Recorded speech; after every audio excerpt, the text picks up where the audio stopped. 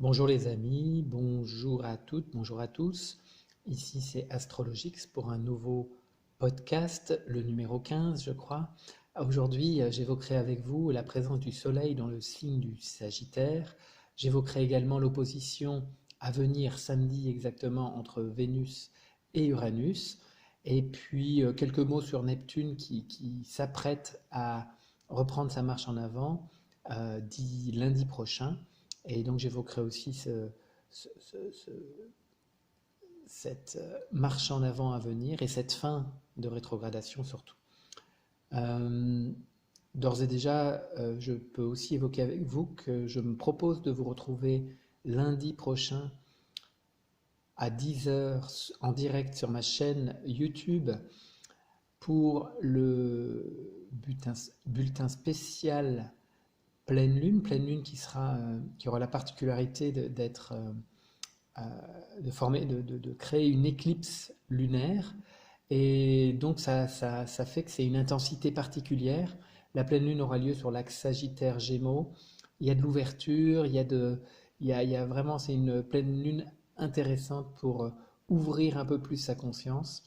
Et donc je me propose donc de vous retrouver à 10 heures sur ma chaîne YouTube en direct lundi 30 novembre, lundi prochain. Bien sûr, vous pourrez écouter cette même pleine lune en différé si vous n'êtes pas disponible à ce moment. Alors, le soleil. Le soleil est rentré dimanche dernier dans le signe du Sagittaire. C'est un signe de feu, c'est un signe qu'on appelle mutable en astrologie qui prépare au changement. C'est le dernier signe de l'automne, ça prépare donc à l'hiver. Donc il est juste avant un changement de saison.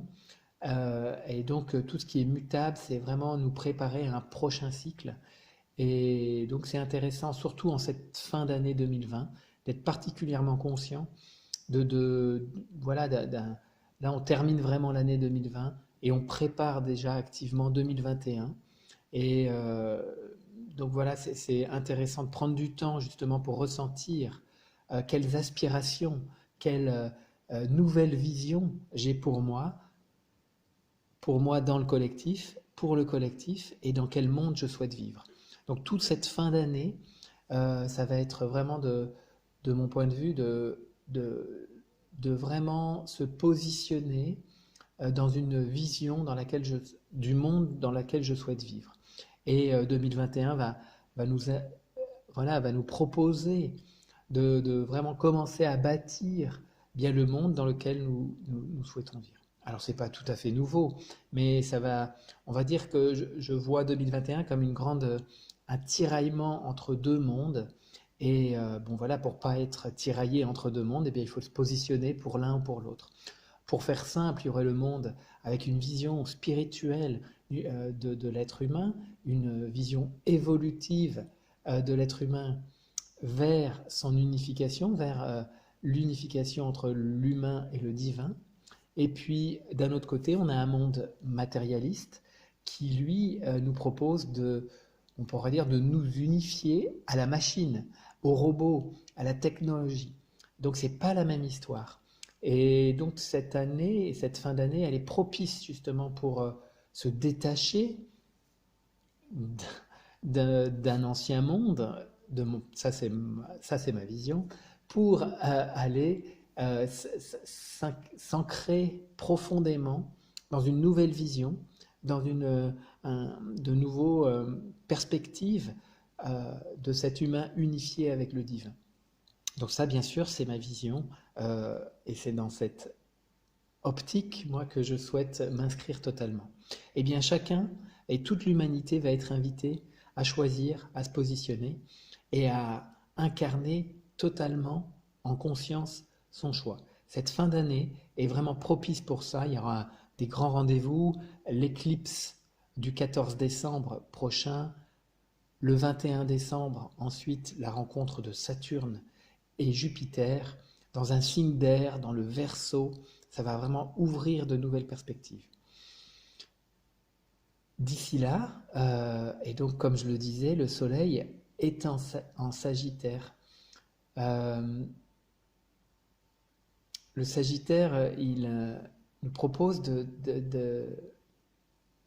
d'accéder à une nouvelle vision, à se brancher vraiment sur les lois qui régissent l'univers.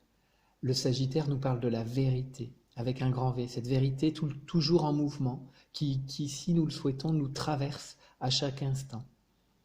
Donc le Sagittaire nous propose de sortir de toute forme de dogmatisme, de toute forme de rigidité qui voudrait en fait enfermer la vérité. Et donc ça, on pourrait dire, c'est l'aspect retourné du Sagittaire, c'est le dogme, je détiens la vérité et j'impose cette vérité au monde. Et donc, de manière vivifiante, c'est-à-dire ouvert, ce Sagittaire, il invite à vivre et à expérimenter la vérité à chaque instant. La vérité qui me traverse et qui vit en moi, mais qui n'est pas figée. C'est vraiment le mouvement de la vie. Hein. Et donc là, je vous propose un instant pour vous relier au soleil. Alors, soleil à l'extérieur, mais soleil à l'intérieur. Soleil à l'intérieur, vous pouvez vous relier à votre plexus solaire, à votre cœur, comme là où vous êtes appelé dans votre corps en tout cas. Ça peut être n'importe quelle cellule, hein, le soleil intérieur. Et ce soleil qui bénéficie de l'énergie sagittaire, c'est vous savez, le centaure, hein, le buste d'homme avec un corps de cheval, et qui est un archer, et qui, avec son arc, vise une étoile. Et donc il y a la quête est très présente dans le Sagittaire, la quête spirituelle, la quête pour se relier à son étoile, aller à la rencontre de son étoile. Dans l'archétype, on peut aussi le lier au Petit Prince, là, vraiment qui est un aventurier, et justement un aventurier qui cherche le Graal, qui cherche son Graal, qui cherche vraiment sa lumière à l'intérieur de soi. Alors bien sûr, cette quête intérieure, elle peut être projetée à l'extérieur, donc ça peut faire des grands voyageurs, des grands aventuriers, des chercheurs d'or, des voyageurs, découvrir de nouvelles cultures. Ça, c'est le Sagittaire tourné vers l'extérieur, et c'est tout à fait OK. Mais dans la dimension intérieure, et c'est aidant en ce moment, on ne peut pas trop voyager, eh bien, c'est d'aller à la rencontre de son étoile en soi. Et c'est ce que je vous propose là, dans cet instant, d'aller vous connecter à votre étoile, à votre essence, en maîtrisant. Alors vous avez vu que le corps du Sagittaire, c'est le cheval, donc c'est les émotions, le mental, en maîtrisant l'animalité en nous. Nous ne pouvons pas accéder à notre étoile sans transformation de la part animale en nous, sans la maîtrise de celle-ci. Et donc, voilà, je vous propose d'être conscient de ce qui se passe en vous, présent à votre corps, à toutes les sensations, à vos émotions, sentiments, pensées, et voilà, être observateur de ça. Il y a la sagesse dans le signe du Sagittaire qui est présente aussi. Il y a le guide. Alors laissons-nous guider par notre je suis, par notre être spirituel, pour aller à sa rencontre, à la rencontre de son étoile, simplement là tel que nous sommes dans cet instant.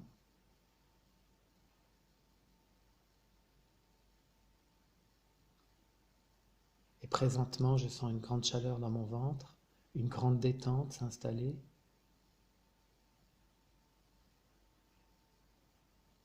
Je sens à la fois une densité dans mon corps et une expansion, une légèreté. Et je respire simplement avec ça. Et dans cette conscience de soi, on peut s'ouvrir à de nouveaux horizons. Parce que c'est toute on va dire, cette quête sagittarienne, c'est l'ouverture à de nouveaux horizons, à de nouveaux espaces.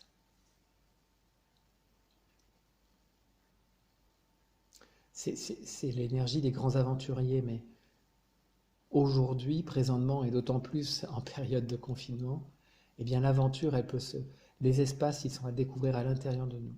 Il y a un infini espace en nous. Nous sommes point limités par les limites de notre peau. Notre corps peut s'expanser totalement, rejoindre l'étoile à l'extérieur qui est également à l'intérieur.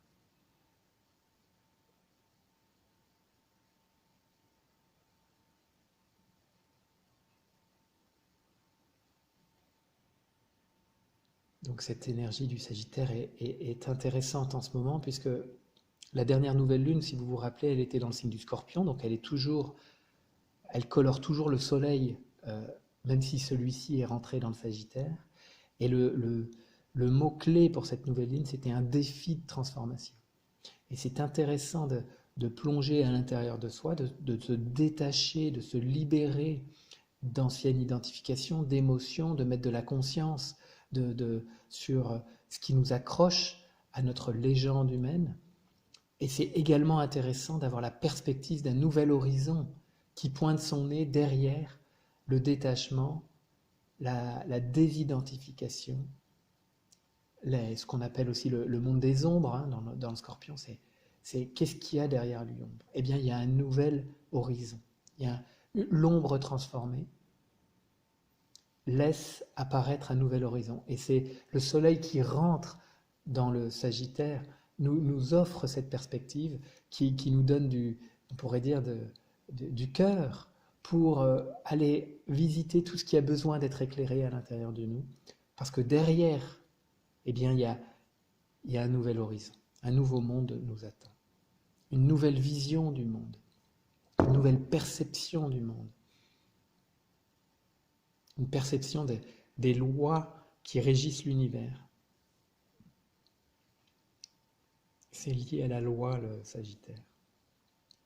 Capricorne, le signe qui suit, c'est l'application des lois.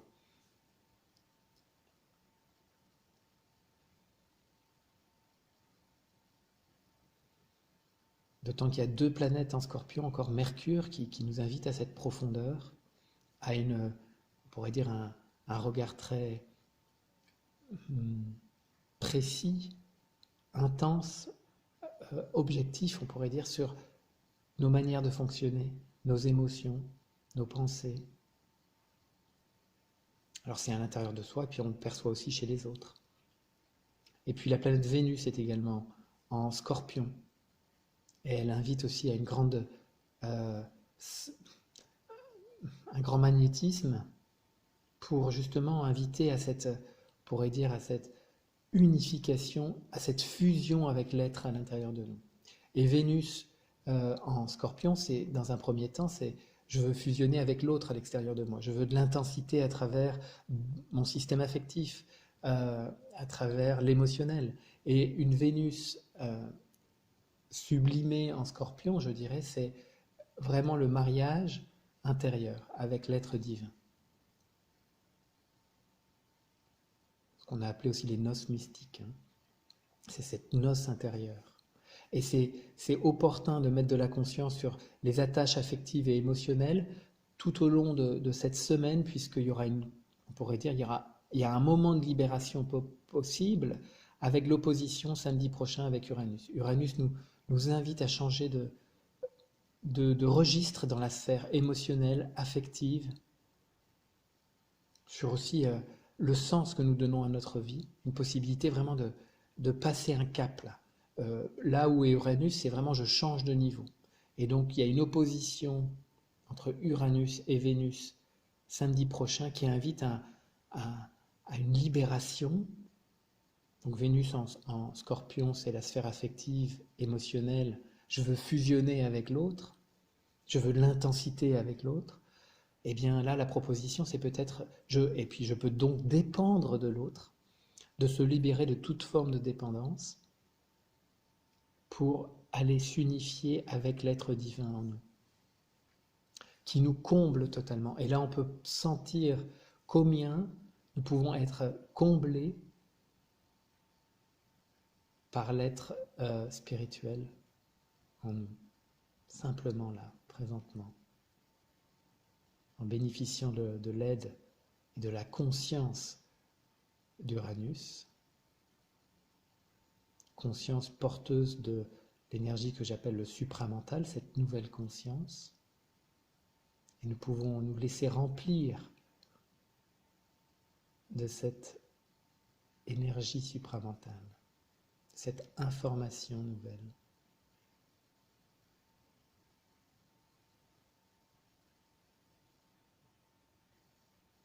Donc je reparlerai également lundi, puisque ce sera toujours très actif. Enfin, je voulais parler de Neptune, Neptune qui termine sa phase de rétrogradation. Neptune en rétrogradation, c'est toujours un moment où je peux dissoudre on pourrait dire, des frontières limitantes à l'intérieur de moi, afin d'accéder à quelque chose de beaucoup plus infini, beaucoup plus grand, afin que ma conscience baigne dans l'infini des possibilités. Neptune en Poisson est très puissant, il est dans son signe, elle est dans son signe. Et ça parle aussi de la blessure de l'abandon. Neptune, Poisson. Blessure liée à la croyance en la séparation. Et par-dessus cette blessure et cette croyance en la séparation, qui commence avec la coupure du cordon ombilical, la sortie du ventre maternel, eh bien, un rêve est amené, bon, chacun à sa façon, dans sa conscience, afin de chercher à l'extérieur, ou dans le monde du rêve, ou à travers des drogues, ou à travers le rêve, toute forme de recherche d'un paradis à l'extérieur de soi, pour ne pas sentir contacter cette blessure de l'abandon.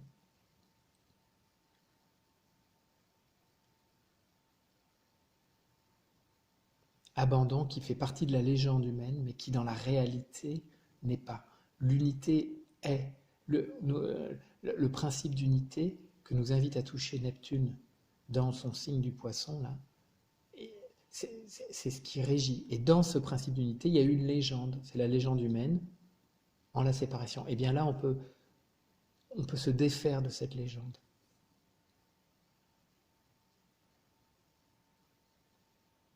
Sortir de cette matrice afin de laisser sa conscience ouverte à l'infini des possibilités.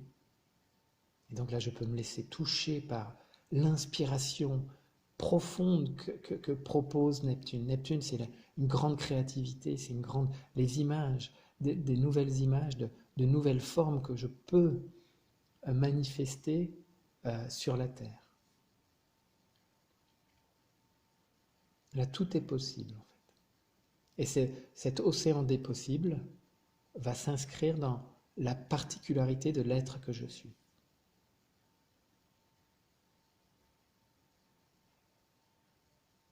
Notre je suis, notre être spirituel, est illimité.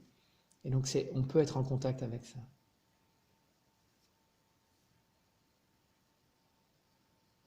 Et je vous invite à simplement vous laisser toucher par Neptune. Donc, la fin de la rétrogradation, c'est voilà quelles actions je peux encore avoir quelles actions je peux poser qui sera significatif dans ma vie de la fin de la croyance en la séparation. Je peux poser un acte concret pour me défaire de ça, et un nouveau cycle en phase directe à partir de dimanche prochain va pouvoir s'inscrire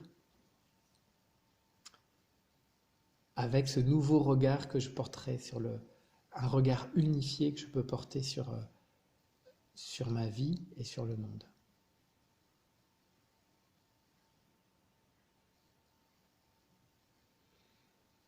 Et je laisse un temps de silence afin que chacun puisse recevoir le bain de la source. Recevoir et sentir être dans ce bain.